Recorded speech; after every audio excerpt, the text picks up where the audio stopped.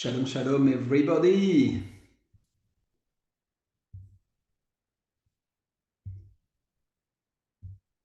Allez, c'est parti. Bienvenue à ce dixième jour d'étude de la parole. Et voilà, on est midi le samedi. Il y a toujours moins de monde qui se connecte parce que tout le monde est un peu occupé. Mais c'est enregistré. Ce sera sur YouTube pour les frères et sœurs. Et j'ai vu qu'il y a vraiment des dizaines de personnes qui suivent cet enseignement. C'est vraiment super. Et je crois que chacun vous êtes encouragé à devenir des étudiants de la parole et aller en profondeur dans la doctrine chrétienne. Amen. On a besoin de doctrine, pas seulement d'expérience spirituelle et de miracles. On a besoin de profondeur et de prendre racine dans la parole. Amen. Vous l'avez compris. Et c'est pour ça que j'ai décidé pendant ce temps de parcours d'accentuer plus sur la doctrine, sur la théologie et sur l'enseignement en fait les fondements même de la foi apostolique. Amen. Ils persévéraient ensemble dans l'enseignement des apôtres. Et nous faisons partie de cette compagnie de gens qui persévèrent dans l'enseignement des apôtres. Amen. Alors, nous continuons, donc on ouvre dans l'Épître aux Hébreux. Je vous invite à ouvrir votre Bible. On est toujours dans l'Épître aux Hébreux. Et là, maintenant, on va aller dans le... qu'est-ce que j'avais dit déjà?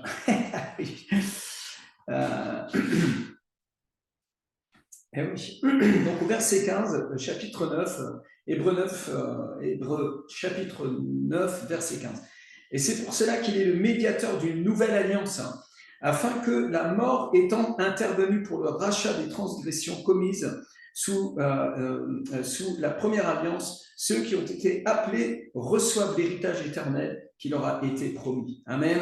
Alors nous voyons un peu au-dessus, on va lire à partir du verset 11 pour qu'on ait une idée plus précise de l'ensemble de ce qui nous est enseigné ici. Mais Christ est venu comme souverain sacrificateur des biens à venir, et il a traversé le tabernacle plus grand et plus parfait qui n'est pas construit de main d'homme. Ces choses-là, on les a vues, c'est-à-dire qu'il n'est pas de cette création, et il est entré une fois pour toutes dans le lieu très saint, non avec le sang des boucs et des veaux, mais avec son propre sang, ayant obtenu une rédemption éternelle. C'est ce qu'on a vu hier.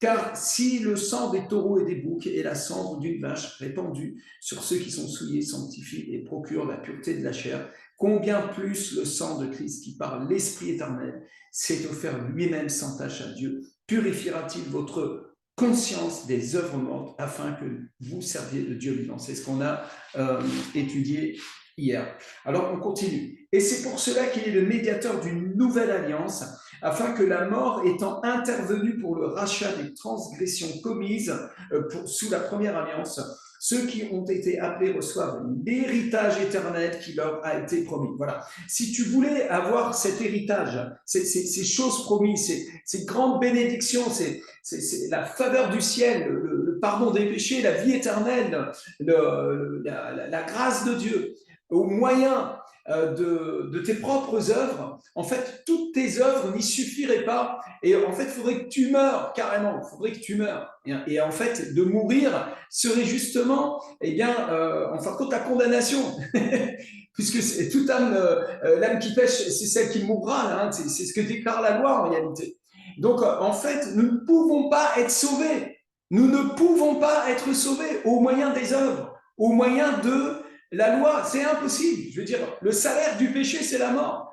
Donc, c'est pas par la mort que tu peux être sauvé. Il fallait que quelqu'un de pur, de parfait, meure pour nous et signe le Nouveau Testament du Dieu vivant. Alléluia. Et c'est pourquoi il est écrit ici, afin que et c'est pour cela qu'il est le médiateur d'une nouvelle alliance, afin que la mort étant intervenue pour le rachat des transgressions commises sous la première alliance, que tu sois sous la loi ou sans la loi, de toute manière, le salaire du péché, c'est la mort. Ça, c'est l'épître aux Romains. Un de ces quatre, il faudra qu'on creuse ça ensemble, c'est très intéressant.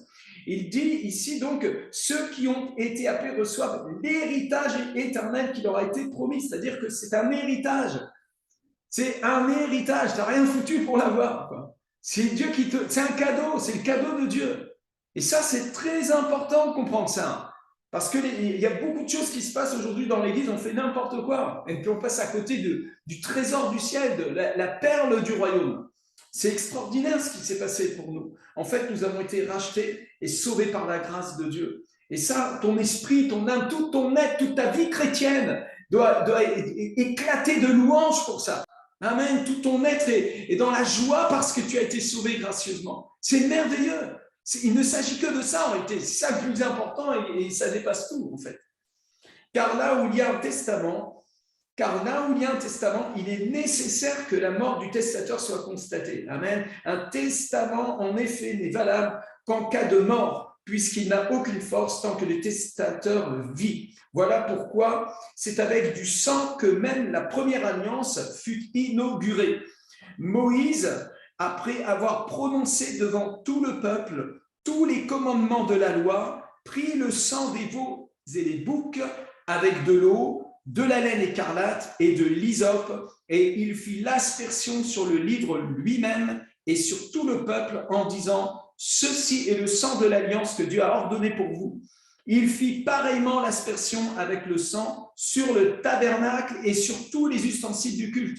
Et presque tout d'après la loi est purifié avec du sang, et sans effusion de sang, il n'y a pas de pardon. Qu'est-ce que l'écrivain est en train d'établir? Vous savez, il y a des religions, notamment la religion orthodoxe, qui a quasiment repris la construction du tabernacle avec un lieu très saint où seul le peuple peut rentrer à l'intérieur pour faire les simagries religieuses dedans, tout ça, etc.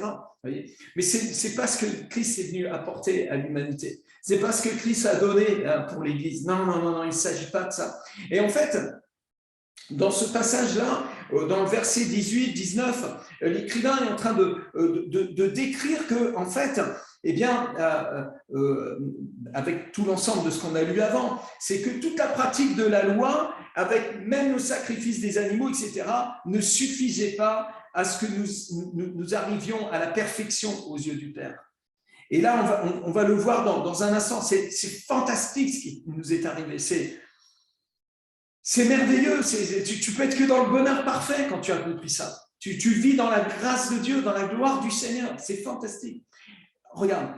Déjà, premièrement, d'une façon prophétique, Christ est caché à l'intérieur de tout ça.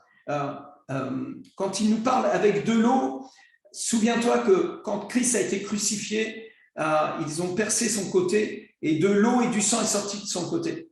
Et ça, il y a un rapport ici.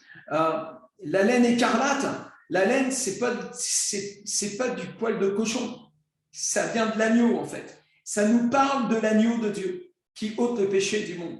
C'est une prophétie. Tout Christ est en tout. Dans chaque mot de la Bible, tu vas trouver Christ et tu vas trouver la Trinité dans beaucoup de passages dès que tu as tes yeux ouverts là-dessus. Et c'est ce que Jésus a cherché à faire avec les pèlerins d'Emmaüs. Souvenez-vous, c'était la première exégèse qu'ils ont entendu, une herméneutique sur l'Ancien Testament. Et Christ leur a expliqué ce qui le concernait dans les psaumes, dans les prophètes, dans la loi, dans la Torah, etc. Et nous avons besoin de voir Christ ici. Et regarde, il parle de l'hysope aussi. Et l'hysope, on le retrouve dans le psaume, je crois que c'est le psaume 51, où il demande à être purifié avec l'hysope. L'hysope, c'est une plante qui a une particularité. Cette feuille est formée de 12 feuilles. C'est bizarre, hein? Donc, il prend cette branche à 12 feuilles, il la plonge dans le sang et il fait l'aspersion avec les 12. Et ça nous parle de la vision de Jésus. Jésus a pris ces 12 et il a fait l'aspersion sur le monde entier, en fait.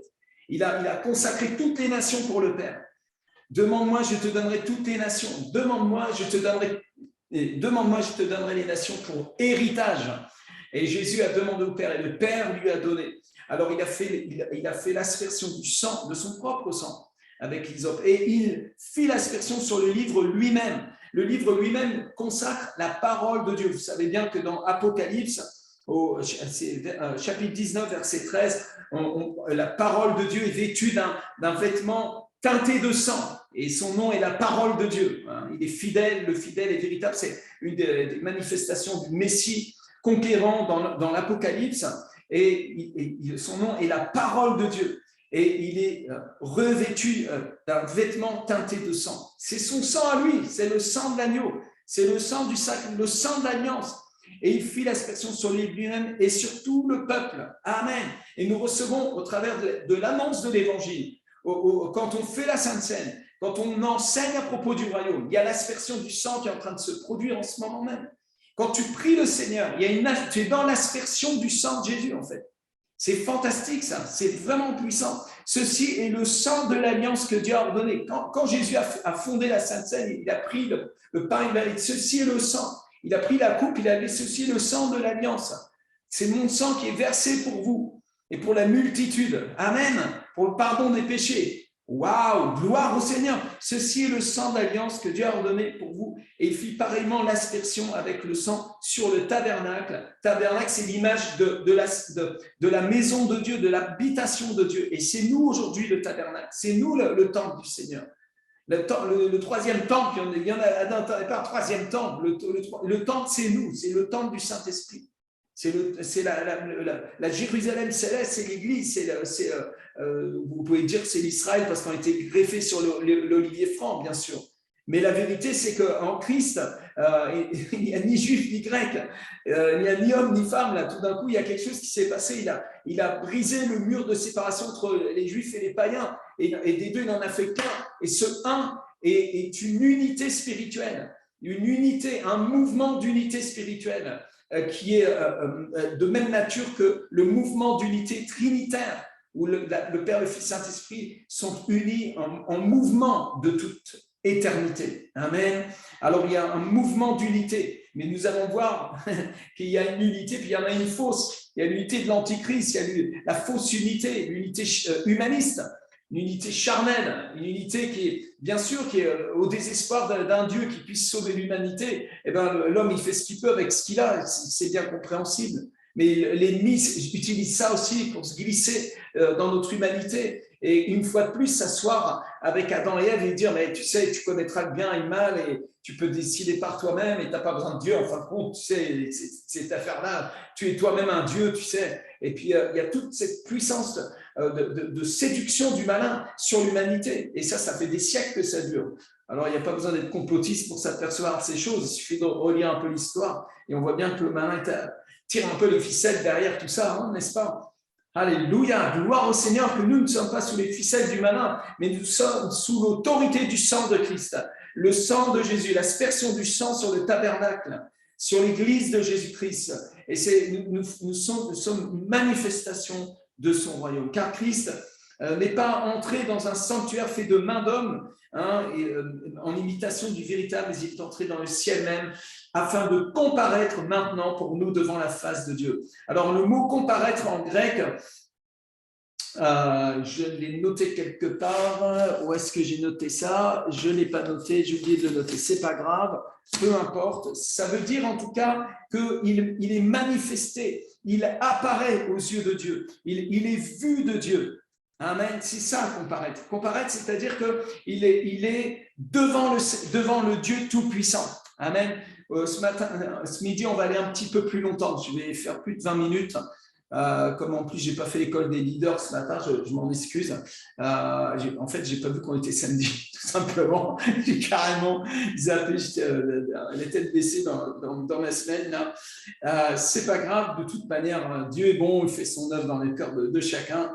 Et on est dans l'enseignement de la parole un petit peu plus ce matin. Allez, on y va. Hein. Et donc, comparez maintenant pour nous devant la face de Dieu. Donc, quand le Père voit le Fils, il voit l'alliance qu'il a faite avec le Fils, et nous sommes dans le Fils. Amen. Et le Père se voit dans le Fils. On va voir ça dans un instant, vous allez voir. J'ai trouvé un truc, j'ai fait un petit dessin ce matin, je vais vous montrer ça. C'est franchement, honnêtement, je n'avais jamais vu ça comme ça. Il a fallu que je prenne un stylo, que je fasse le dessin pour m'apercevoir de ces choses-là. Mais on continue pour l'instant dans l'Épître aux Hébreux. Alors, ici, on voit qu'il y a vraiment une mort, une rupture avec la loi, avec les choses de l'Ancien Testament, et nous sommes entrés dans des choses nouvelles. Il fait toutes choses nouvelles, et nous sommes les prémices de ces choses nouvelles. Alors, il continue au verset 26. Il aurait fallu qu'il eût souffert plusieurs fois depuis la création du monde, tandis que maintenant, à la fin des siècles, il a paru une seule fois pour abolir le péché par son sacrifice. Donc, la messe est un mensonge. Hein, de resacrifier Jésus tous les dimanches, c'est un mensonge. Ce n'est pas ce que Jésus a fait. Et Christ n'a pas besoin d'être crucifié plusieurs fois. Il a été offert une fois pour toutes. Comme il est réservé aux hommes de mourir une seule fois, après quoi vient le jugement, de même Christ, qui s'est offert une seule fois pour porter les péchés de plusieurs, apparaîtra sans péché une seconde fois à ceux qui l'attendent pour leur salut.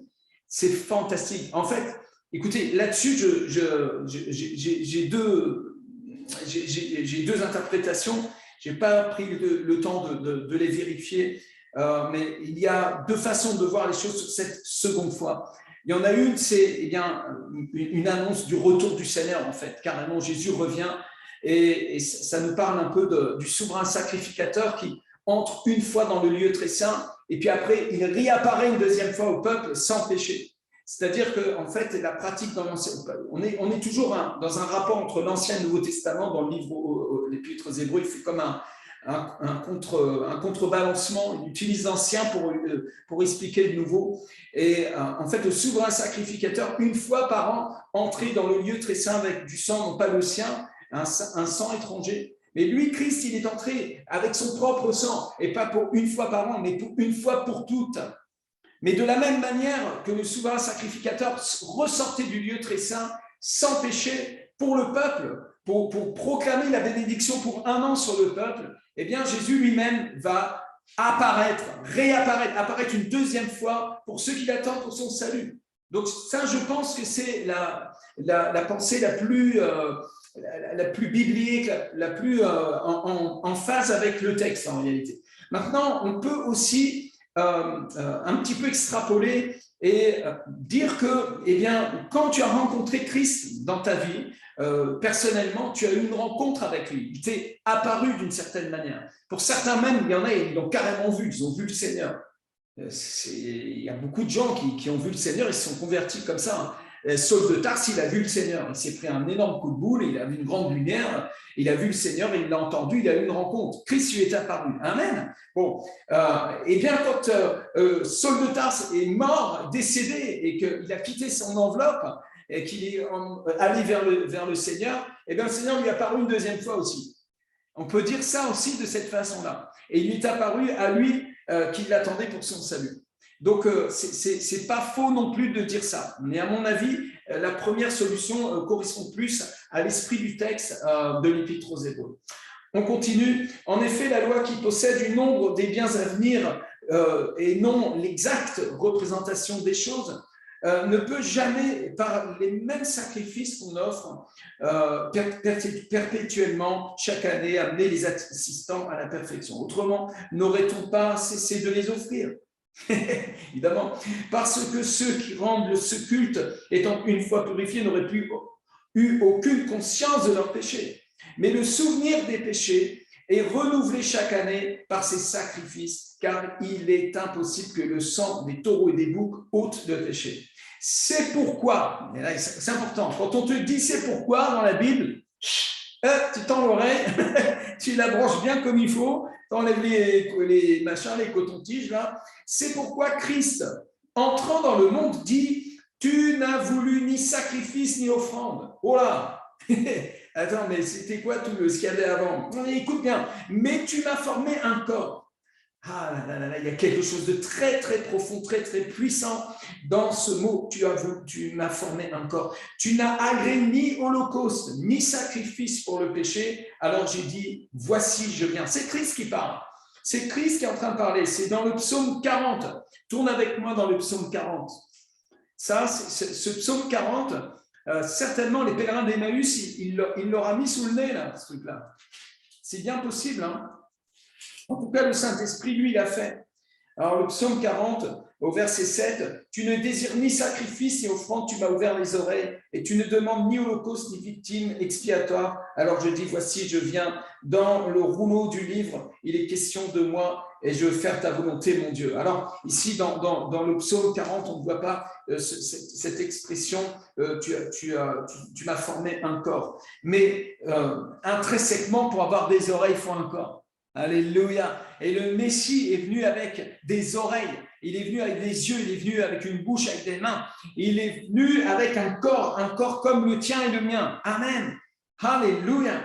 Et tu n'as agréé ni holocauste ni sacrifice pour le péché. Alors j'ai dit, voici, je viens. Dans le rouleau du livre, il est question de moi. C'est-à-dire que Yeshua, Jésus-Christ, l'homme de Galilée, vous savez comment il a commencé. Il est allé à Nazareth, son village natal. Non, pas son village natal, son village où il a grandi. Il est né à Bethléem.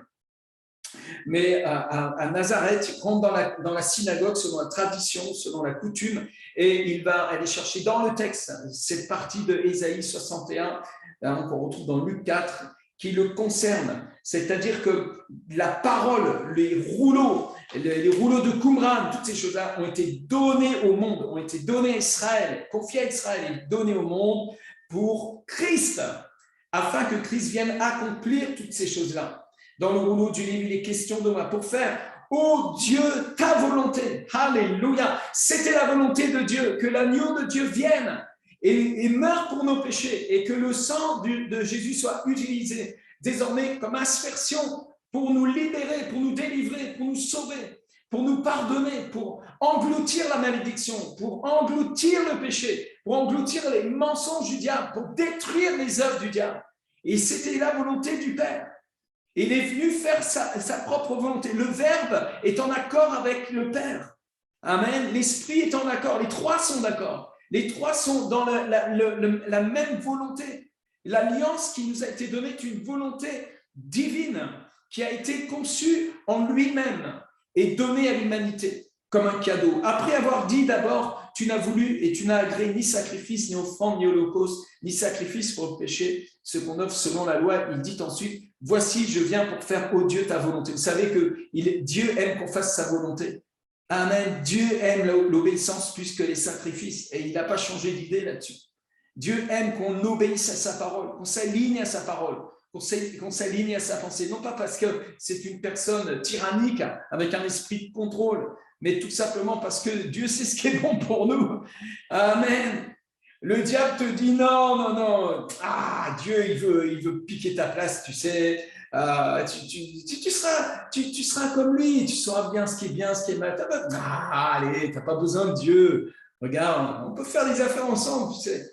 Eh bien non, on ne va pas faire les affaires ensemble. On retourne à Golgotha, on retourne au pied de la croix.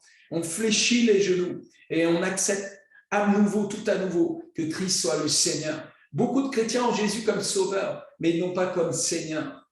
Et nous avons besoin pour certains de revenir à la seigneurie de Jésus, à la royauté de Jésus, au royaume. Chercher premièrement le royaume et sa justice, ça veut dire chercher à être un sujet du roi. Fléchissez, dépouillez le vieil homme et revêtez Christ qui est lui-même complètement aligné à la volonté du Père. Lui qui comparaît devant le Père pour notre justification. C'est fantastique, c'est incroyable. Le christianisme est une dimension extraordinaire. C'est un trésor inestimable. Ça n'a pas de prix. Ça a pris le prix du sang de Jésus-Christ. Donc ça n'a pas de prix en réalité. C'est en vertu de cette volonté que nous sommes sanctifiés. Regarde, attends, juste avant. Voici, je viens pour faire, ô Dieu, ta volonté. Il abolit ainsi la première chose pour établir la seconde. Donc, il y a vraiment un travail ici messianique où l'écrivain explique au peuple hébreu que, eh bien, ils sont libérés désormais de la loi pour adhérer au Messie. C'est la grande promesse du Messie. Et c'est en vertu de cette volonté que nous sommes sanctifiés par l'offrande du corps de Jésus-Christ une fois pour toutes. C'est magnifique. C'est-à-dire que ce qui base notre salut, ce qui base notre sanctification, ce n'est pas nos efforts personnels. Ce qui base notre sanctification, c'est en vertu de la volonté du Père, en vertu de cette volonté que Christ est venu accomplir. Tu te rends compte que ta justice, là, devant Dieu, d'être justifié, elle ne dépend que de la volonté du Père. Christ lui-même a obéi à la volonté du Père et il t'a justifié par son sacrifice. En fait, c'est la mise à mort de la religion complète. C'est une destruction totale du système religieux pour hériter, pour être en héritage à la gloire de Dieu, par la grâce de Dieu. C'est par grâce que vous êtes sauvés. Mais ça, c'est très fondamental. Pourquoi j'insiste là-dessus? Parce que nous sommes religieux. Nous avons beaucoup de choses religieuses en nous. Et ça met énormément de pression, de fausses pressions, des combats gratuits. Au lieu de croire littéralement, le message de l'évangile. Nous le remplaçons, nous l'exagérons, nous en prenons qu'un morceau, nous le limitons, mais nous ne devons pas le limiter. Nous ne devons pas non plus en faire une imitation. Nous n'avons pas besoin d'une imitation de l'évangile. On a besoin de l'évangile. On a besoin de l'évangile du royaume. Amen. On n'a pas besoin d'une imitation de Christ. C'est de Christ lui-même dont on a besoin. Amen. Et Dieu lui-même, il ne veut pas comment dirais-je, comment on appelle ça, là, les petits bonhommes qu'on met à la place là, sur les réseaux.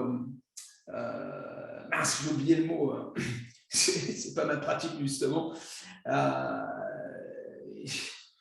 Enfin, Dieu ne veut pas un faux Rémi. Il veut Rémi complet. Il veut Rémi authentique. Il veut Rémi ce que je suis, en fait. Il ne veut pas une figure de Rémi. Il ne veut pas je ne sais plus comment on appelle ce truc-là. Là. Mince. Tu sais, on fabrique un petit bonhomme et puis on dit « Ah, c'est moi !» Et puis c'est pas toi, tu te caches derrière, tu vois. Et puis c'est dans le monde virtuel. Peut-être quelqu'un a le mot et me le donne. Un avatar, merci. Merci, ma prof de français. Un avatar. Un avatar. Jésus ne veut pas un avatar. Jésus, il te veut tout entier, que les masques tombent. Amen. Ça veut dire ça, se confesser. Confesser ses péchés. Tu te mets devant le Seigneur et puis tu dévoiles ton cœur, tu dévoiles toutes tes questions. Dépouille-toi devant Dieu. Amen. Dépouille-toi complètement. Abandonne-toi au Seigneur et crois en la justice qui dépend non pas de ta petite religion, là, mais en vertu de la volonté de l'offrande du corps de Jésus-Christ. Quand on fait la Sainte Seine, on célèbre la justice que Dieu a scellée pour nous, de la façon dont il nous a justifiés, c'est extraordinaire. Quand on fait la Sainte Seine, on rend grâce à Dieu pour notre salut éternel. Et tandis que tout sacrificateur fait chaque jour le service et offre souvent... Alors, voilà. Est-ce que je dois rentrer là-dedans ? En fait, tout le texte est fantastique. Hein. Tout le texte. Alors, on va en rester là pour l'Épître aux Hébreux. Et puis maintenant, on va aller, on va tourner dans. Viens avec moi dans l'Évangile de Jean, puisque nous avons été réconciliés. Allez, juste au verset 19, on reviendra lundi là-dessus. Ainsi donc, mes frères, puisque nous avons, au moyen du sang de Jésus, une libre entrée dans le sanctuaire par la route nouvelle et vivante qu'il a inaugurée pour nous au travers du voile, c'est-à-dire de sa chair, puisque nous avons un souverain sacrificateur établi sur la maison de Dieu, approchons-nous avec un cœur sincère dans la plénitude de la foi, les cœurs purifiés d'une mauvaise conscience et le corps lavé d'une eau pure. Retenons fermement la profession de notre espérance, car celui qui a fait la promesse est fidèle. Alors, quelle promesse il a fait ? Quelle promesse il a fait ? Ouvre avec moi dans Jean chapitre 14. Mon Dieu, là, je sors caviar. Préparez-vous, parce que là, mais la parole de Jésus est extra. Mais c'est normal. Il est le Verbe éternel qui s'est fait chair. Il est Dieu Tout-Puissant qui a créé l'univers. Il est venu sous la forme d'un homme. Il a parlé à des hommes. Et ces hommes ont écrit ce qu'il a dit. Et on nous a donné ça. Et c'est là dans nos livres ici aujourd'hui. Oh, c'est dingue. C'est une dinguerie ce truc. Et là, dans Jean chapitre 14, allez, ouvre avec moi. Ouvre avec moi. Et on va lire, allez, à partir du verset 12, parce que j'aime beaucoup ça. J'aime beaucoup. En vérité, je vous le dis, celui qui croit en moi fera aussi les œuvres que je fais. Et c'est culotté quand même. Et il en fera de plus grandes parce que je m'en vais au Père. Ouh, oula, j'ai l'impression que, tu sais, on vient de me catapulter au-dessus des nuages, là. Dans l'ordre des grandeurs, je me sens vraiment comme une feuille qui a été emportée par le vent, là. Et il dit, parce que je m'en vais à mon Père, je m'en vais à mon Père. Et tout ce que vous demanderez en mon nom, je le ferai, afin que le Père soit glorifié dans le Fils. C'est vraiment puissant. Si vous demandez quelque chose en mon nom, je le ferai. Amen. Alors, il nous explique maintenant. Là, à partir de là, maintenant, on rentre dans une explication de ce qu'est demander au Père en son nom. Qu'est-ce que ça veut dire, demander au Père en son nom ? C'est pas une formule magique. Oh non, Jésus, c'est pas une formule magique. Là, je suis tombé sur un truc de fou. Tu sais, ils ont chanté 1000 fois Yeshua, Yeshua. 1000 fois Yeshua, Yeshua. C'est n'importe quoi. C'est n'importe quoi. C'est de l'incantation, c'est du mysticisme, c'est de la torture, c'est du vidage de cerveau. Mais tu prends un terroriste, tu lui mets ça dans sa cellule et de 24 heures sur 24, là, ça serait une punition. Peut-être qu'il finirait par se convertir, j'en sais rien. Mais c'est pas ce que le Seigneur nous a dit de faire. Mon Dieu, Jésus a dit de ne pas prier en répétant des mots comme font les païens, et eux, ils font ça, là, tu sais. Non, c'est n'importe quoi. Non, tu as besoin de comprendre qu'est-ce que ça veut dire de prier le Père au nom de Jésus. C'est pas magique. C'est spirituel, il y a une révélation dedans. Alors allons-y. Alors je ne sais pas si on arrivera à le comprendre parce que c'est tellement profond. Mais on va essayer quand même. Si vous m'aimez, alléluia, si vous m'aimez, gardez mes commandements. On met les couverts, on met les assiettes, les fourchettes, les couteaux, on met la nappe, on met les bougies, on fait une belle table. À table, on va manger maintenant. Si vous m'aimez, gardez mes commandements. Amen. Et moi, je prierai le Père et il vous donnera un autre consolateur. Ici, nous avons la Trinité. Ici, là, dans ce verset, nous avons la Trinité. Nous avons Jésus, le Fils de Dieu, le Verbe de Dieu qui est en train de nous parler.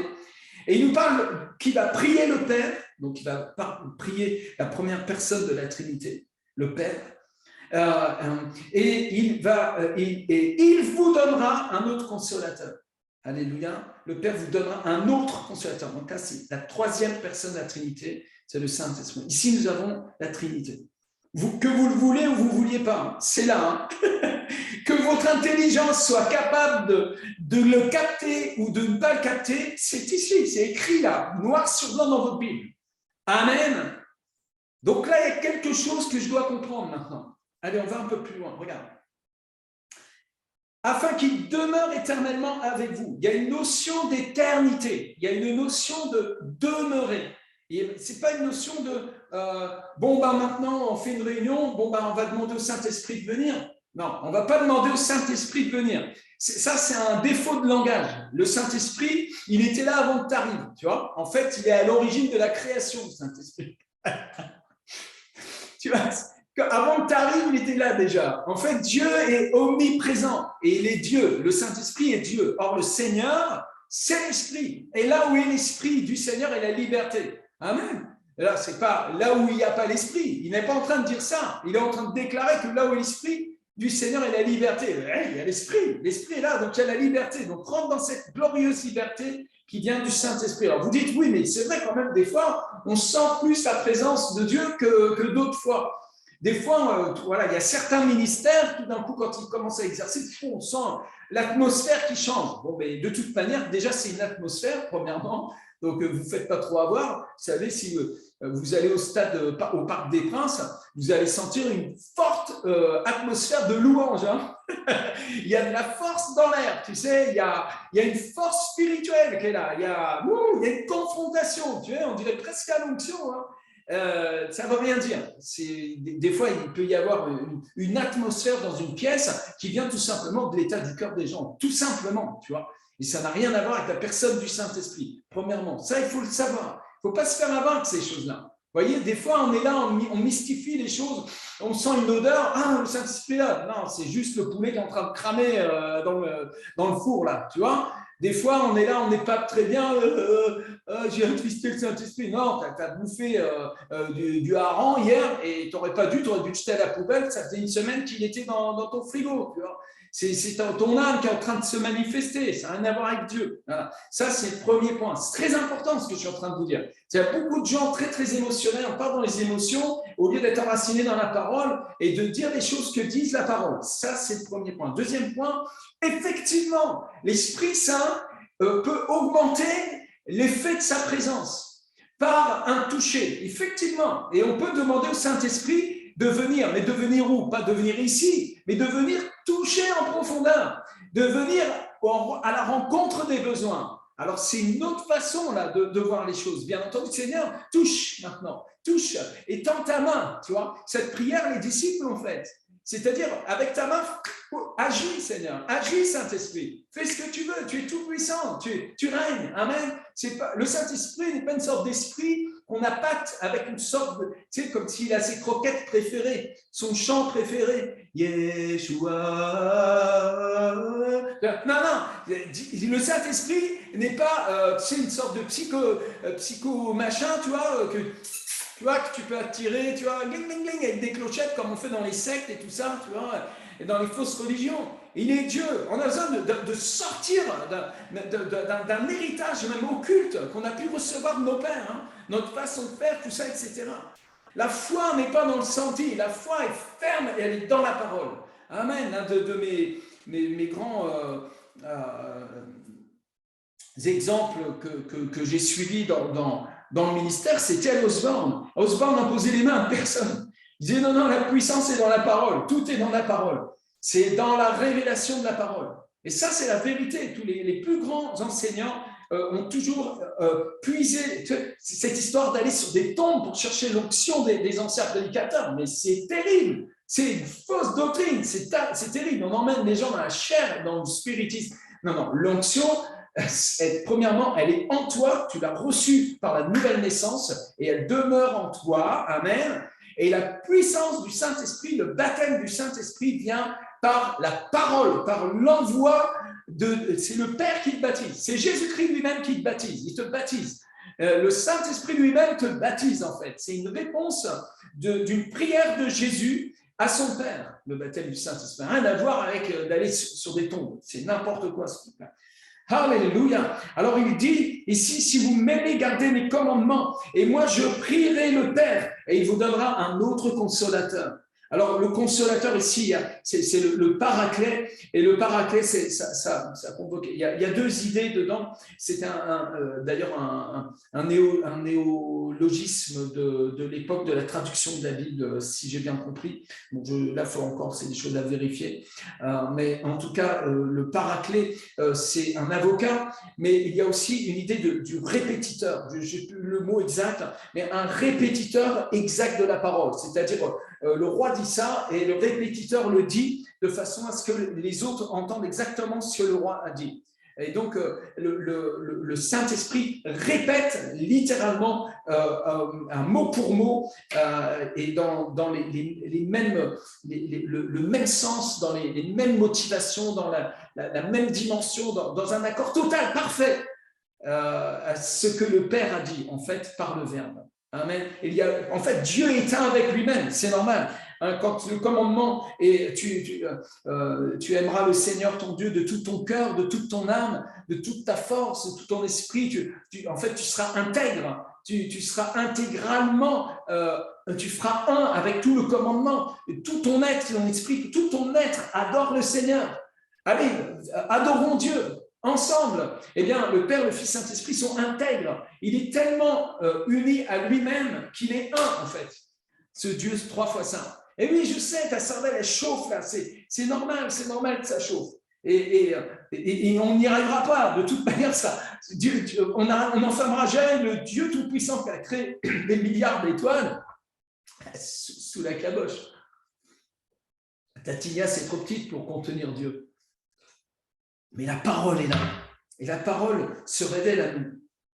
Christ, la parole, nous révèle un trésor sacré. Il dit, afin qu'il demeure éternellement avec nous. L'esprit de vérité que le monde ne peut recevoir parce qu'il ne le voit point et ne le connaît point. Mais vous, vous le connaissez, car il demeure avec vous et il sera en vous. Quand Jésus est en train de parler, il est en train de parler avec ses disciples, le Saint-Esprit est là, il est avec vous et il sera en vous. C'est fantastique.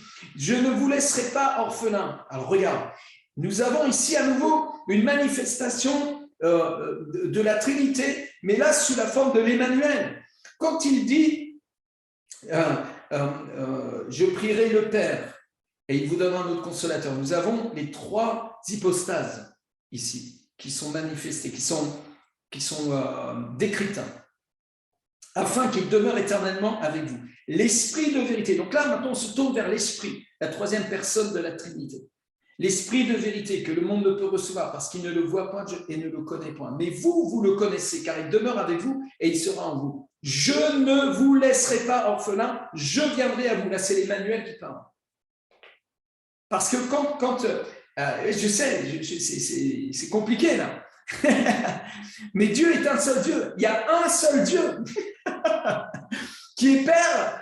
C'est un Père qui a un Fils. Et les trois sont unis par le Saint-Esprit.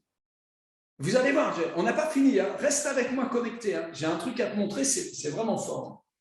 Donc là, il ne nous laisse plus orphelins. Et ça, c'est fantastique. C'est ce sentiment d'orphelin, d'abandon, qui est profond, qui est adamique. Tu sais, il y a une expression, la recherche du paradis perdu. Tu connais cette expression? C'est une expression du monde, ça. Ça ne vient pas de l'Église, ça vient du monde. La recherche du paradis perdu, tu vois, enfin bien, plus ou moins de l'Église. Mais tout le monde est en train de chercher une sorte de paradis perdu. Tous ces gens qui vont dans des clubs échangistes, ceux qui se droguent, ceux qui se jettent en parachute ou au bout d'un élastique pour se sentir vivant, tu vois. Tous ces gens qui, en fin de compte, comme a dit Pascal Blaise, un trou énorme en eux, en forme de Dieu. Il y a un trou énorme chez l'être humain qui est en forme de Dieu, et Dieu seul peut le combler, tu vois. Eh bien, pourquoi je dis ça? J'ai parlé à quelqu'un a été touché peut-être sur YouTube, quelqu'un est en train d'être touché par le Saint-Esprit, reçois Christ comme sauveur et Seigneur, laisse-le remplir ta vie complètement. Alléluia. Et mince, je ne sais plus pourquoi j'étais en train de dire ça. Allez, car il demeure avec vous, il sera en vous, et je ne vous laisserai pas orphelin. Voilà, c'est ça. Ce sentiment d'orphelin est détruit par la présence du Père.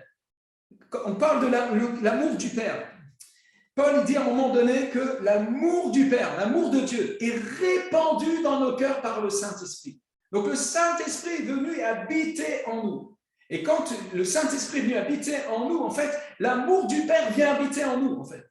Christ en nous, l'espérance de la gloire. En fait, la Trinité vient habiter en nous. C'est vraiment un truc délirant, c'est fou. Attendez, je n'ai pas fini. Hein. Alors, il ne nous laisse pas orphelins. Mais on est baptisé d'amour. C'est pas un truc mystique là. C'est pas des trucs, où on essaie de se fabriquer soi-même, où on est là, on cherche des ondes positives, où tu vois, où on essaie de briser un mauvais karma, ou ce genre de choses. Non. C'est tout ça réconcilier avec le Créateur, qui est un Père d'amour. Dieu est amour. Et il cherche chaque être humain sur terre. Et il t'appelle à devenir un enfant, un fils, une fille, et non pas un orphelin. Il y a beaucoup de chrétiens évangéliques qui sont encore très orphelins. Et à quel point même devons-nous accepter cette révélation à propos de l'orphelin qui est en nous? Parce que peut-être il y a encore beaucoup de choses en nous qui pleines de rejet, n'est-ce pas?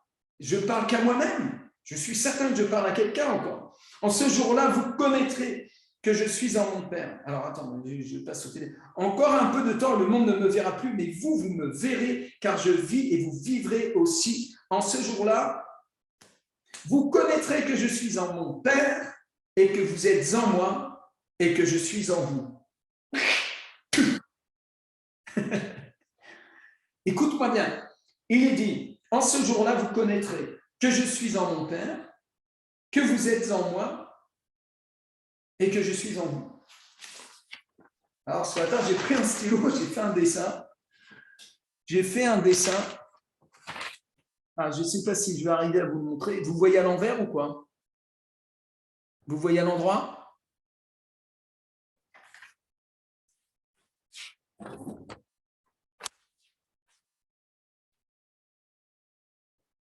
Donc, j'ai fait un grand cercle, un premier grand cercle où j'ai dessiné le Père. Et puis après, j'ai dessiné un cercle à l'intérieur du cercle qui représente Jésus. Et après, j'ai dessiné un autre cercle à l'intérieur de Jésus, c'est Rémi. Mais Jésus est dans Rémi aussi. Et le Père est en Jésus. Et Jésus est dans le Père. Et en fait, ça fait une fractale. Si vous le dessinez bien, hein, vous avez Jésus qui est dans le Père, Rémi est en Jésus, Jésus est en Rémi, mais comme le Père est en Jésus, eh bien, de toute manière, le Père est en Rémi. Et puis Jésus est dans le Père, et Rémi est en Jésus. Et le Père est en Jésus, et Jésus est dans le Père. C'est une fractale. Et qu'est-ce que c'est qu'une fractale? Alors, peut-être il y en a qui ne connaissent pas ce mot-là, mais peut-être vous en avez mangé, la fractale. Dans le monde de l'agriculture qu'on retrouve la fractale. Mais je vous donne juste la définition. Alors, une figure fractale est un objet mathématique qui représente une structure similaire à toutes les échelles. C'est-à-dire qu'il y a un chou, je ne sais plus comment il s'appelle, vous le voyez, il a une forme un peu conique, et en fait, il est formé de formes coniques qui sont exactement la même forme que la forme globale. Et quand vous regardez ces formes coniques, si vous regardez comment elles sont fabriquées, elles sont fabriquées par d'autres formes coniques qui ont la même forme globale. Et ça va à l'infini, en fait, jusqu'à la racine de la base, parce qu'à un moment donné, il y a une base. Mais ici, c'est une fractale éternelle.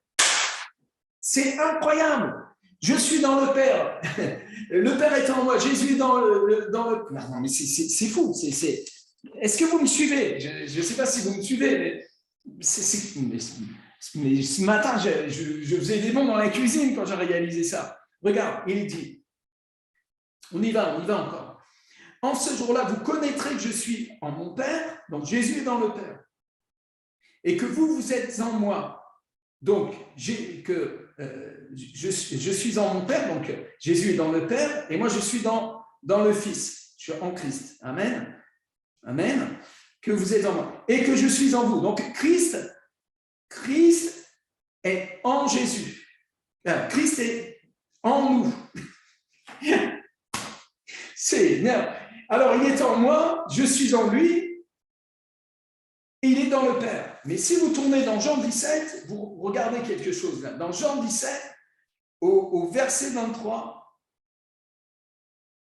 même au verset 20, ce n'est pas pour eux que je prie, ce n'est pas pour eux seulement que je prie, mais encore pour ceux qui croiront en moi par leur parole, afin que tous soient un comme toi. Père, tu es en moi et comme je suis en toi, afin qu'eux aussi soient un en nous, pour que le monde croie que tu m'as envoyé. Je leur ai donné la gloire que tu m'as donnée, afin qu'ils soient un comme nous sommes un, moi en eux et toi en moi.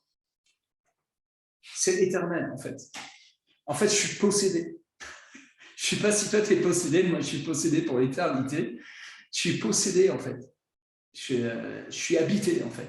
Je suis vraiment habité. Ah, Seigneur, c'est une dinguerie. C'est une dinguerie. En fait, l'évangile de Jean est une dinguerie, en fait. En fait, pour croire Christ, pour croire en Jésus-Christ, faut être fêlé du casque. Faut arrêter de raisonner. Il faut commencer. En fait, ou alors il faut accepter un raisonnement qui dépasse l'intelligence sclérosée adamique. Parce que c'est pas à cause du péché, c'est à cause de notre chair qu'on est limité dans la connaissance du Dieu 3 fois saint. Avant la chute, avant le péché, Adam et Ève n'avaient aucune de ces questions-là. Il n'y avait aucun problème. Il n'y avait aucun de ça. Nous avons été incorporés à la divinité, c'est sûr et certain. Je suis encore en train de méditer sur quelques points. Je vous présenterai mon travail, mais bon, mon problème, c'est que je n'ai jamais entendu ça nulle part. Donc, c'est compliqué. Vous savez, quand vous tombez sur des choses, vous ne l'avez jamais entendu nulle part, ça fait flipper un peu. La première fois que l'Esprit m'a montré l'Église en forme de pyramide à l'envers, avec Christ la pierre angulaire, les apôtres, les prophètes, les évangiles, les pasteurs, les docteurs, le Père, le Fils en haut et le Saint-Esprit sur terre qui glorifie la pierre angulaire, qui la manifeste sur terre. J'avais jamais entendu ça nulle part. Donc j'ai flippé, j'ai balisé, j'ai mis ça de côté. J'ai vu dans la parole que Jésus avait fait 12 disciples. Je regarde autour de moi, personne ne faisait 12 disciples. J'ai mis ça de côté. Et puis un jour, tiens, il y en a un qui a reçu ça aussi. Ah, bah lui aussi. Ah, bah lui aussi. Et puis, bah lui, il fait 12 disciples. Ah, bah lui aussi, il fait, bon. Ah, bah j'y dirais tout seul. Mais voilà, des fois, on a besoin d'être secouru un petit peu par les pères, tu vois. On a besoin d'entendre aussi dans le cœur des pères si c'est juste ou pas ce qu'on est en train de développer. En tout cas, ici, d'un point de vue mathématique, forcément, on est dans une fractale éternelle. Une fractale éternelle. Pour moi, c'est clair et net qu'on a été incorporé dans la Trinité. Notre humanité a été emportée au ciel. Elle est assise à la droite de Dieu en Christ. C'est sûr et certain. Là, je n'invente rien. Nous l'avons trouvé dans la parole, nous l'avons lu ensemble et nous pouvons rendre gloire à Dieu pour ce salut parfait et extraordinaire. Alors, je voudrais juste finir un peu sur ce passage-là. Donc, celui qui a mes commandements et qui les garde, c'est celui qui m'aime. Celui qui a mes commandements et qui les garde, c'est celui qui m'aime. Et celui qui m'aime sera aimé de mon Père. Je l'aimerai et je me ferai connaître à lui. Donc, nous sommes dans une histoire d'amour. On n'est pas dans une histoire mathématique, on n'est pas dans une histoire mystique, on est dans une histoire d'amour avec le Seigneur. Jésus t'aime, Dieu t'aime d'un amour éternel, extraordinaire. En fait, l'amour de Dieu est tellement au-delà de ce qu'on peut oser demander ou penser. L'amour de Dieu nous dépasse tellement, ça n'a rien d'un truc humaniste. Bien sûr que quand on voit l'amour parmi les êtres humains, c'est une consonance comme un éclat de l'amour de Dieu, un reflet. Mais ce n'est qu'un reflet. L'amour de Dieu est bien au-delà de ce qu'un être humain, le meilleur des hommes sur terre, peut produire. D'ailleurs, Jésus lui-même dira, il dira à propos du Saint-Esprit, vous qui êtes méchants, vous savez donner de bonnes choses à vos enfants. C'est-à-dire qu'il parle à des bons pères. Il ne parle pas à des mauvais pères, il parle à des bons pères, des bons papas. Vous savez donner de bonnes choses à vos enfants quand ils vous les demandent. À plus forte raison, si vous demandez au Père le Saint-Esprit, il ne vous enverra pas des serpents. Dieu est bon, Dieu seul est bon. À un moment donné, un juif, il dit bon maître, tu sais, bon rabbin, tu vois, parce que waouh, vraiment, c'est un bon rabbi, quoi. Il était cool, quoi. C'est une bonne personne quand même. Jésus, c'est sympa avec tout le monde, enfin, pas tout à fait. Des fois, il mettait des baffes, s'il mettait des baffes spirituelles. Quand il parle aux pharisiens, il se tient contre l'hypocrisie, contre la prétention charnelle de ses disciples, tout ça, etc. Même de sa propre mère, il la reprend à un moment donné. Qu'y a-t-il entre toi et moi, femme, tu vois alors, bon, il y en a qui disent qu'il n'y avait rien entre elle et lui, et ça voulait dire que de toute manière, quoi qu'elle demande, elle le recevrait, mais nous savons que dans le texte biblique, dans les évangiles, on montre que sa famille était venue le chercher parce qu'ils avaient pensé qu'il avait perdu la tête. Donc, tu vois, non, c'était une femme humaine, c'était une femme tout à fait humaine avec ses propres limites, mais qui a reçu une grâce excellente et parfaite, celle de vivre eh bien, l'incarnation. Il fallait forcément qu'il se produise un truc de spécial chez cette femme pour qu'elle puisse mettre au monde Dieu. Amen. Donc, on parlera de Théotokos, tout ça, un autre jour. Et c'est très intéressant aussi qu'on a. Si je vais en parler, allez, on est un petit peu ensemble. Pourquoi Théotokos? Théotokos, c'est quoi d'abord? Eh bien, c'est un homme qui a été déclaré, c'est une déclaration lors d'un concile, le concile d'Éphèse en 325, je crois, où on a déclaré que Marie était la mère de Dieu. Théotokos, ça veut dire mère de Dieu. Mais pourquoi l'Église, les pères de l'Église ont déclaré Marie mère de Dieu? C'est pas pour qu'on l'adore comme étant la mère du Créateur, mais c'était parce qu'il y avait un conflit, il y avait des hérésies où on disait que Jésus n'était pas Dieu, qu'il était juste un homme, et qu'il avait reçu un pouvoir surnaturel, par exemple, au moment que, par exemple, il était devenu fils de Dieu le jour de son baptême. Ou, tu vois, il y avait différentes interprétations. Et en fait, on niait le fait que Jésus soit le Verbe fait chair. Alors, au moment où Jésus se fait chair, où le Verbe se fait chair, ce bébé-là est 100% Dieu, parce que le Verbe est 100% Dieu. Mais il est 100% homme aussi, parce qu'il est le Verbe incarné dans une chair à 100% homme. Donc, il est 100% Dieu, 100% homme. Donc, l'enfant que Marie a mis au monde, cette fameuse histoire de Noël, eh bien, ce n'est pas seulement un enfant, mais c'est un enfant Dieu, c'est Dieu fait homme. Donc, elle est mère de Dieu aussi. Elle est mère de Jésus, mais mère de Dieu. Alors, le problème, et c'est là que, bon, en tant qu'évangile protestant, nous, on pose les limites en disant, attendez, c'est écrit où mère de Dieu dans la Bible? C'est pas écrit. C'est écrit mère de Jésus. C'est peut-être à raison, il y avait peut-être un but dans le fait que les premiers apôtres n'ont pas déclaré Marie mère de Dieu. Il y a peut-être une raison pour ça. Et ça, on peut le comprendre, parce que quand on voit dans Actes, au chapitre 14, comment, eh bien, à Éphèse, justement, là où il y a le concile d'Éphèse, eh bien, il y avait une adoration d'une reine du ciel qui s'appelait Diane, et on trouve ça dans Actes 19, qui a même provoqué une grande persécution contre l'Évangile et contre les prédicateurs de l'Évangile, contre les apôtres de l'époque. Et donc, cette idolâtrie est un esprit.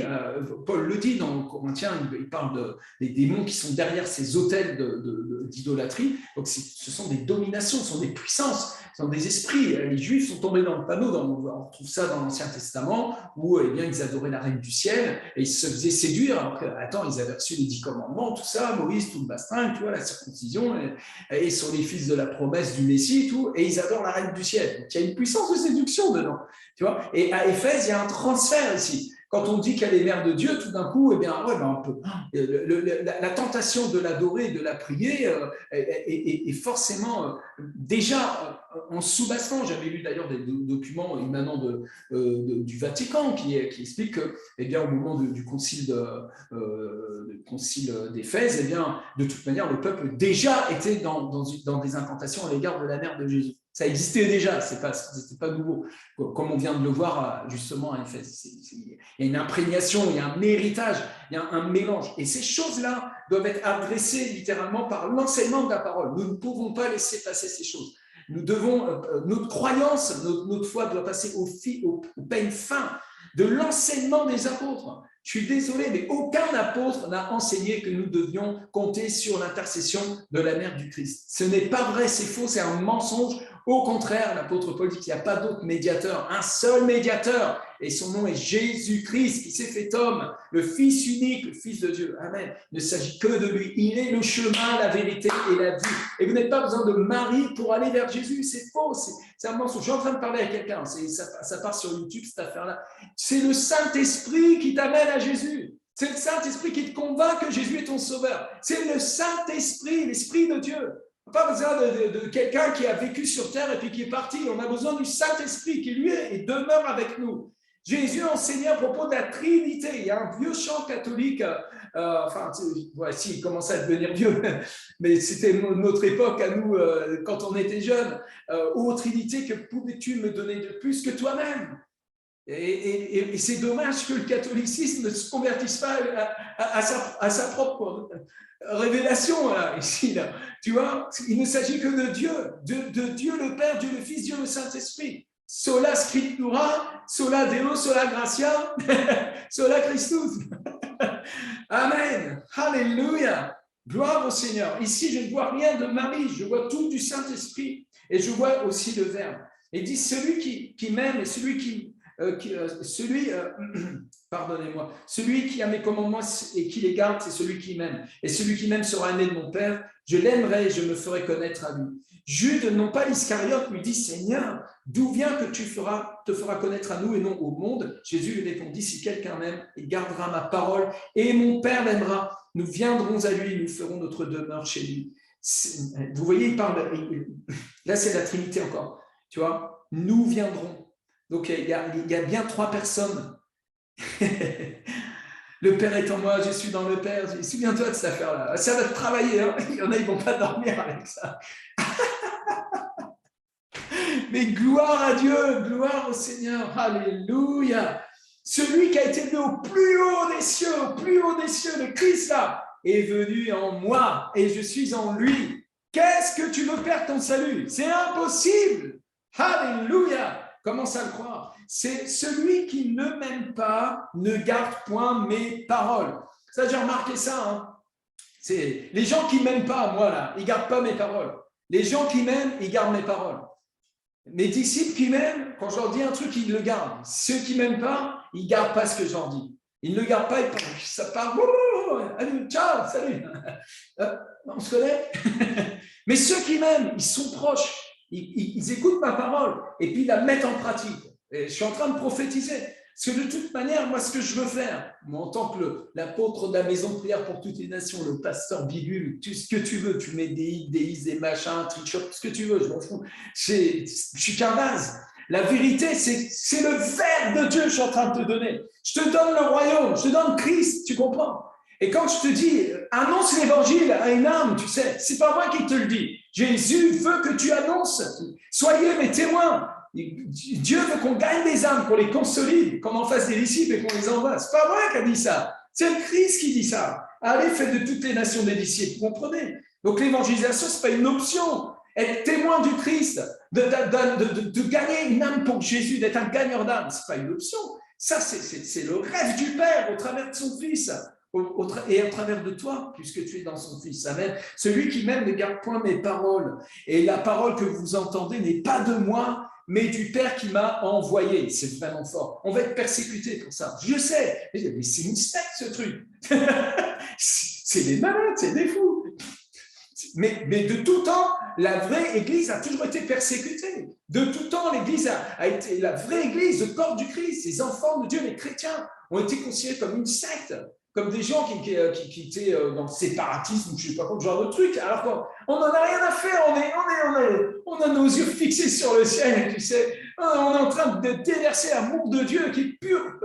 Sa parole est 7 fois épurée sur cette terre. L'Église est ce qui a donné le plus de belles œuvres dans le monde. C'est l'Église. Les hôpitaux, les écoles, tout ce qui est bon là, tout ce qu'ils sont en train de grignoter, c'est des siècles de travail, de consécration, de don de soi. Amen. Et que ce soit des catholiques, des protestants, des déistes, quand vous grattez un petit peu, vous apercevez que c'est des gens qui avaient une profonde conviction dans ce Dieu tout-puissant, dans ce Dieu vrai et vivant.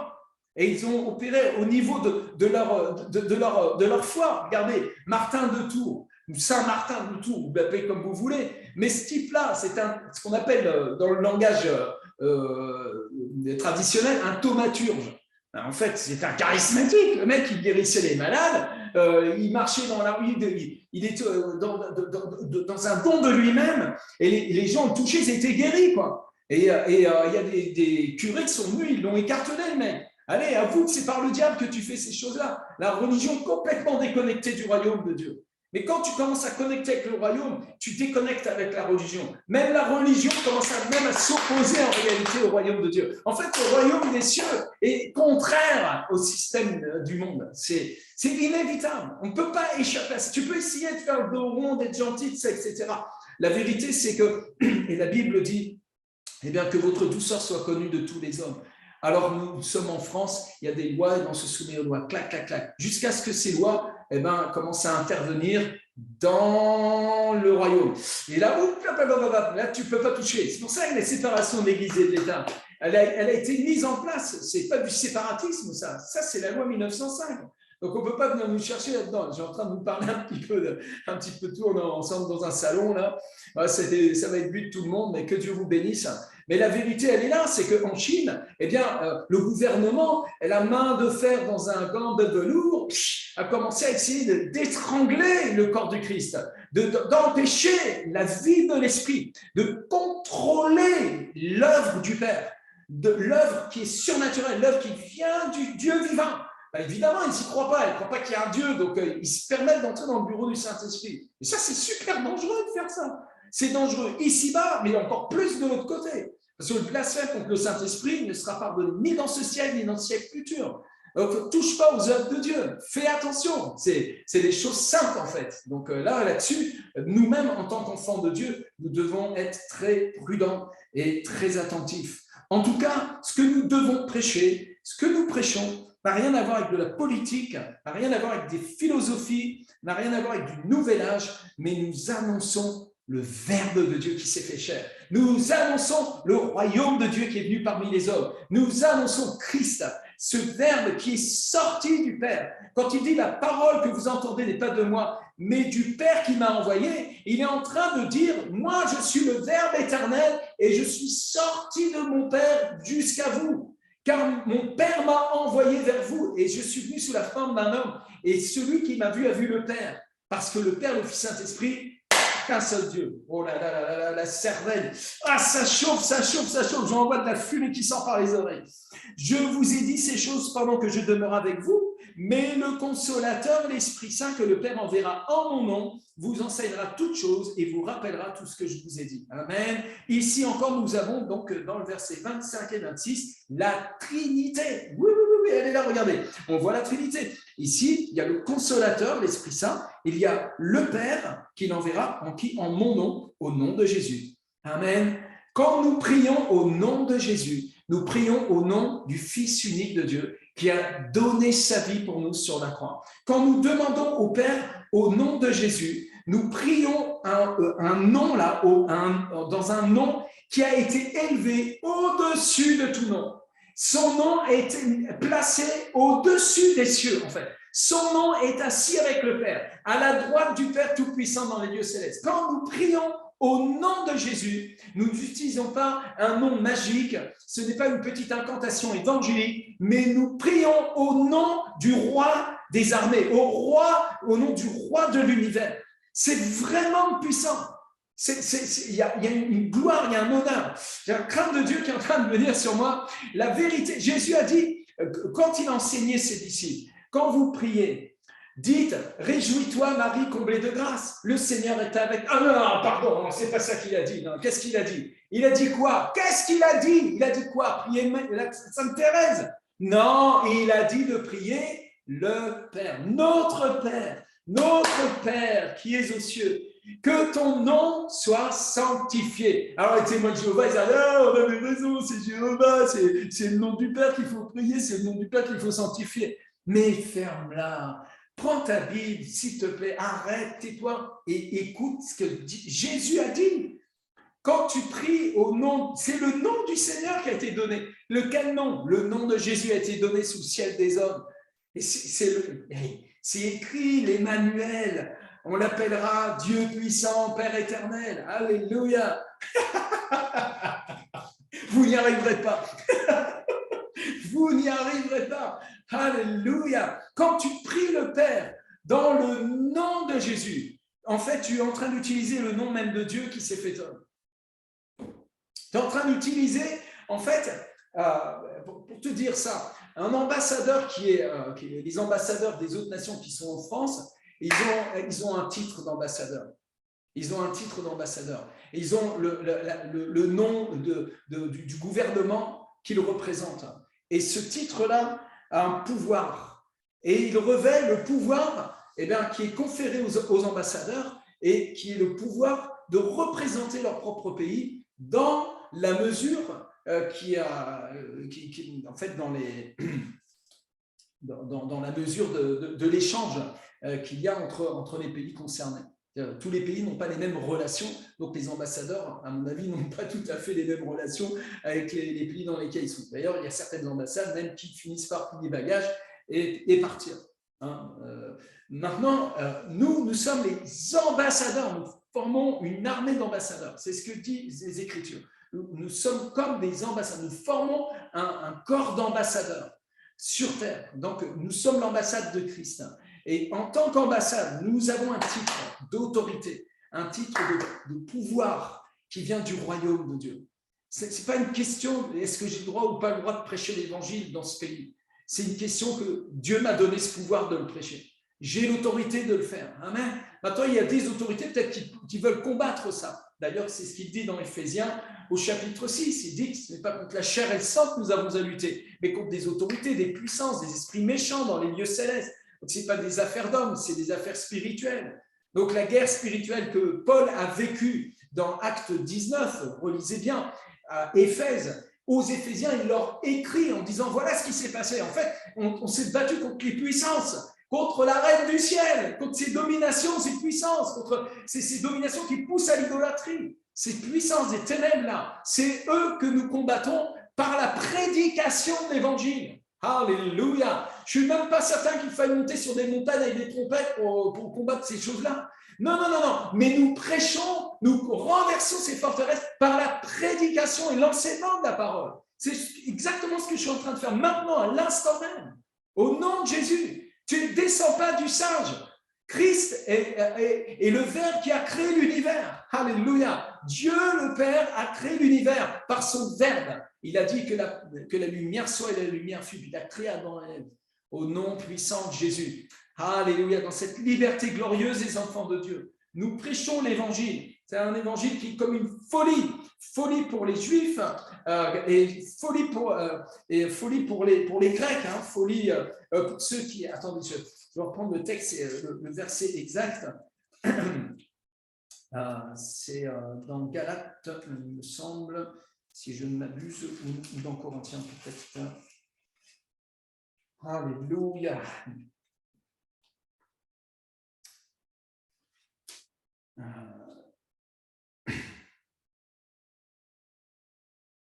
C'est dans Corinthiens, chapitre 3, verset 16. Ne savez-vous pas que vous êtes le temple de Dieu et que l'Esprit de Dieu habite en vous? Alléluia. Oh, je suis dans le bureau de l'apôtre Paul.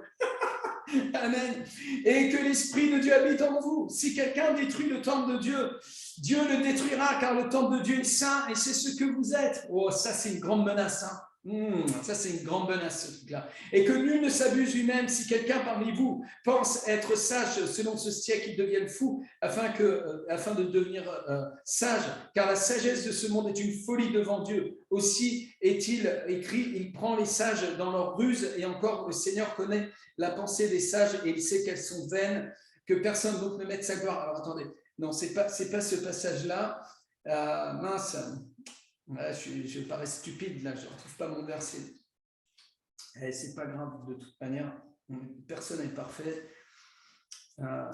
Mais. Voilà, c'est ça, c'est 1 Corinthiens, au premier chapitre, verset 23. Les Juifs demandent, verset 22, les Juifs demandent des miracles et les Grecs cherchent la sagesse. Nous prêchons Christ crucifié. Scandale pour les Juifs et folie pour les païens, pour les Grecs. Pour l'Occident, là. Mais puissance de Dieu et sagesse de Dieu pour ceux qui sont appelés, tant juifs que grecs. Car la folie de Dieu est plus sage que les hommes et la faiblesse de Dieu est plus forte que les hommes. Alléluia. Le Seigneur a donc choisi de nous sauver par la folie de la prédication de la croix. C'est pour ça que ces messages nous emmènent dans un c'est un truc, ça pète le cerveau.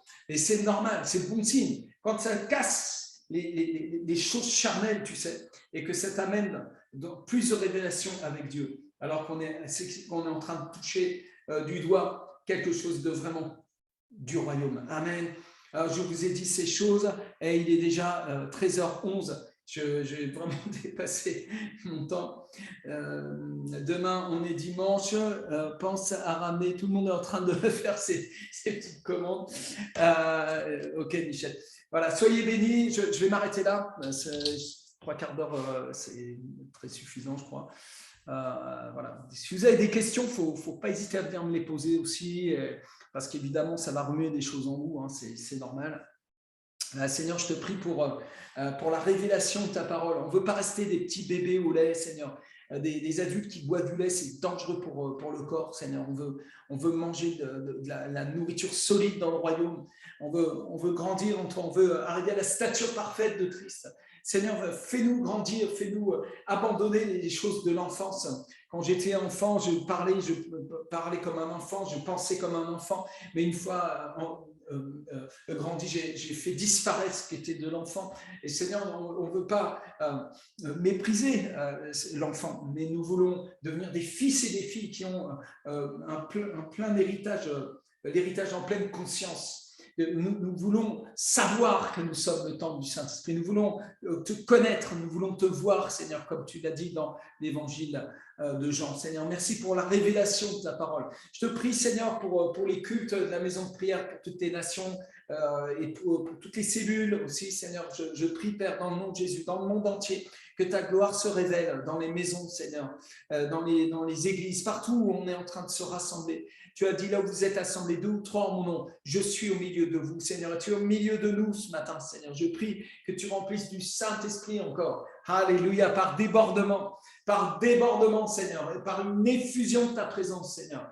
Touche, remplis tes fils et tes filles, les endroits où c'est vide, les vides de notre âme, Seigneur. Les endroits où on a besoin d'être touché par l'amour du Père, par la manifestation de ta gloire. Père, au nom puissant de Jésus, touche, guéris, restaure, nettoie les dons. J'applique le sang de Jésus sur les dons spirituels, sur les ustensiles du temple, Seigneur. Tous les dons spirituels, prophétiques, des paroles de connaissance, et tous les dons que tu as pour nous, Seigneur. Père, au nom puissant de Jésus, je prie pour un puissant réveil, Seigneur, au travers de MPN et tous les chrétiens aussi qui sont en train d'écouter ces enseignements, qui se connectent sur ma chaîne. Abonnez-vous et puis prenez cet enseignement, prenez-le et brûlez avec et portez du fruit pour le royaume. Nous travaillons tous à une meilleure résurrection et la meilleure résurrection vient par la récompense que nous recevons de Dieu. Nous recevrons une récompense. Jésus a dit, quand on vous persécutera à cause de mon nom, à cause de l'annonce du royaume, de l'évangile, à cause de la justice, réjouissez-vous, car grande sera votre récompense. Alléluia, des grandes récompenses pour ceux qui acceptent de prendre des baffes pour le royaume. Je n'ai pas honte de l'évangile. C'est la puissance de Dieu pour le salut de quiconque croit. Prêche l'évangile. Sois béni. Bon week-end. On se retrouve à Perpignan pour ceux qui le peuvent. Je serai à la NPN de Perpignan avec les leaders Prisca et Romial, les évangélistes là. Ma fille et mon fils spirituel et toute l'équipe. Alors, si vous êtes dans le coin, vous pouvez nous rejoindre. Il y aura la pasteur Michel qui va aussi être là. Elle pourra certainement prier pour vous. Et si vous avez une démonette, elle va vous délivrer. Vous allez voir, elle fait ça comme quand on se mouche. C'est facile. Au nom de Jésus, amen. Voilà, on vous aime, je vous aime beaucoup, vraiment. Et vous me manquez tous, et particulièrement mon épouse et mes frères et sœurs de la NPN de Buchelay. Amen. Ça va faire quelques semaines que je suis séparé de vous, mais bientôt je vais vous retrouver et on fera la fête ensemble dans notre salon. Amen. Et j'ai des surprises pour vous. Vous allez voir, j'ai des surprises. C'est des trucs, même ma femme ne sait pas encore. Alléluia. Soyez bénis et vraiment que la paix du Seigneur soit avec vous.